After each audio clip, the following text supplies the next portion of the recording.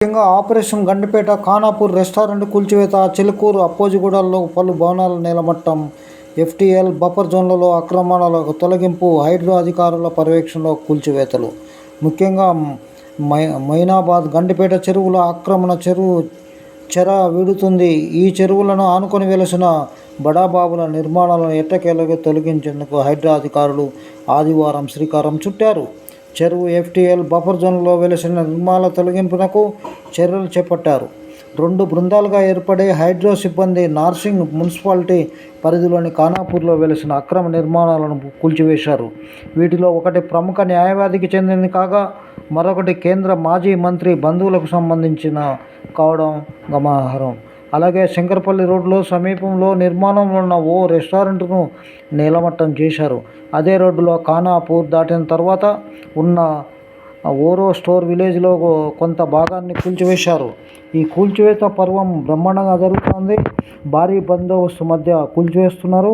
Narsingi municipality పరిధిలోని ఖానాపూర్లో hydro RFA Paparao ఆధ్వర్యంలో కూల్చివేతలు కొనసాగాయి.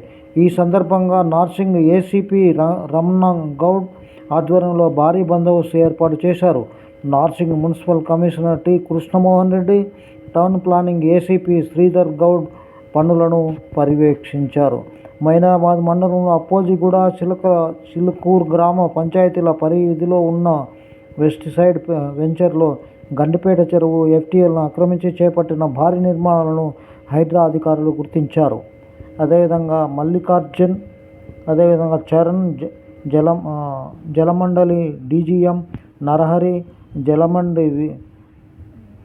విజిలెన్స్ అధికారి డీకే లక్ష్మారెడ్డి, స్థానిక ఇన్స్పెక్టర్ పవన్ కుమార్ రెడ్డి ఆధ్వర్యంలో పోలీసు బందోబస్తులో వెస్ట్ సైడ్ వెంచర్లోని భవనాలను కూల్చివేశారు. ఎఫ్టీఎల్ పరిధిలో నిర్మించిన క్రికెట్ మైదానాన్ని బృందం చెరువు చుట్టూ మండలాధికారి వందలాది అక్రమ నిర్మాణాలు ఉండడంతో 5 రోజుల పాటు కూల్చివేతలు చేపట్టున్నట్టు సమాచారం.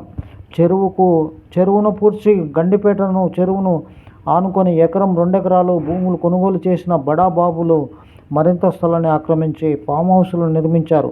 ఖానాపూర్, గండిపేట, మంచిరేవుల, హిమాయత్ నగర్, చిలుకూరు, అప్పాజిగూడ, చందానగర్, చిన్నమంగళారం, అన్వాడ, మిర్జాగూడ, మియాఖాన్, గుడ్ల తదితర గ్రామాల్లో పరిధిలో వందల సంఖ్యలో అక్రమాలు జరిగాయని ప్రజలు ఆరోపిస్తున్నారు. గండిపేట పరివాహ ప్రాంతాల్లోని ఆక్రమణలను పూర్తిగా తొలగించాలని కోరుతున్నాం. అదే తరహాలో హిమాయత్ సాగర్ పరిసరాల పరిధిలో చెందిన నిర్మాణాలపై సైతం చర్యలు తీసుకోవాలని డిమాండ్ ప్రజలు చేస్తున్నారు. అదేవిధంగా గౌరవ మాజీ ముఖ్యమంత్రి వర్యులు జిహెచ్ఎంస్ మంత్రిగా పనిచేసినటువంటి ఫామ్ హౌస్లను, అదేవిధంగా మాజీలైనటువంటి ఎంతటి వారినైనా వదలొద్దని, అదేవిధంగా ఇక్కడ లింగోజీ కూడా చెరువు కూడా కుంచుకొని పోయింది.